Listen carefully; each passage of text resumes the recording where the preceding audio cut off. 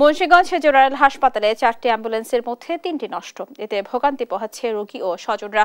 এ নিয়ে আরো জানাতে সরাসরি যুক্ত হচ্ছেন সহকর্মী সুমিত সরকার।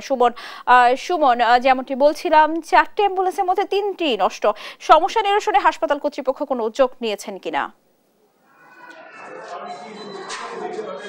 স্নেহা, মুন্সিগঞ্জ জেনারেল হাসপাতালে 250 শয্যা বিশিষ্ট যে জেনারেল হাসপাতাল রয়েছে, এই হাসপাতালে কিন্তু 4টি অ্যাম্বুলেন্স ছিল। সেই 4টি অ্যাম্বুলেন্সের মধ্যে কিন্তু 3টি অ্যাম্বুলেন্সই কিন্তু আসলে নষ্ট হয়ে পড়ে আছে এই নতুন ভবনের ঠিক নিচে, আমার ঠিক পেছনে দেখতে পাচ্ছেন। এবং এখানে কিন্তু শুধু একটি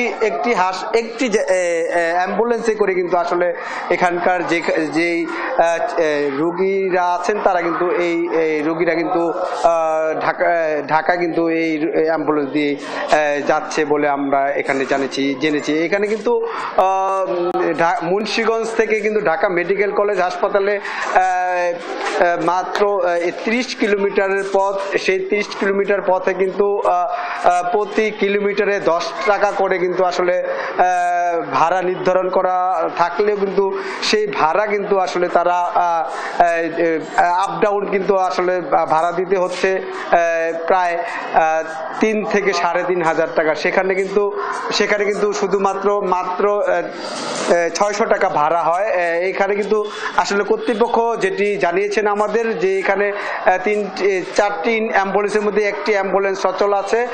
সেখানে কিন্তু রোগীরা সরকারি অ্যাম্বুলেন্সে করে যায়। একটি অ্যাম্বুলেন্সে কিন্তু এখানে অ্যাম্বুলেন্সের সংকটের কারণে কিন্তু বাইরের যেই অ্যাম্বুলেন্স আছে সেই অ্যাম্বুলেন্সে কিন্তু 5 থেকে 6,000 টাকা করে কিন্তু এখানের ভাড়া নির্ধারণ যেতে হয় এখানকার যাত্রীদের, রোগীদের। তো এই ছিল আমার কাছে মুন্সিগঞ্জের সদর হাসপাতাল থেকে সবশেষ খবর।